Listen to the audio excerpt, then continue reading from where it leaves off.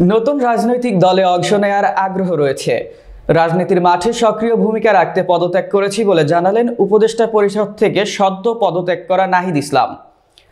মঙ্গলবার দুপুরে পদত্যাগের পর যমুনার সামনে এক সংবাদ সম্মেলনে এসে এসব কথা বলেন নাহিদ। এ সময় তিনি আরও বলেন, ছাত্রদের মধ্যে আরও দুজন এখনো সরকারে রয়েছেন। তারা মনে করছেন সরকারে তাদের থাকা দরকার। তারা যখন মনে করবেন তখন সরকার থেকে পদত্যাগ করবেন। নাহিদ ইসলাম বলেন, আমাদের অনেক সীমাবদ্ধতা ছিল, আমরা সেটা কাটিয়ে ওঠার চেষ্টা করেছি। সব সময় আমলাতান্ত্রিক জটিলতা ছিল।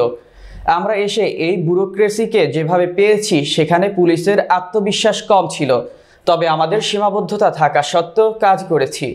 আমি আশা করব অন্তর্বর্তী সরকার আগামী দিনে জনগণের যে আকাঙ্ক্ষা, গণ অভ্যুত্থানে যে আকাঙ্ক্ষা, সেটা বাস্তবায়নে সচেষ্ট হবে ও দেশের আইন শৃঙ্খলা পরিস্থিতি ও দ্রব্যমূল্যের পরিস্থিতি ভালোভাবে যোগ করেন নাহিদ।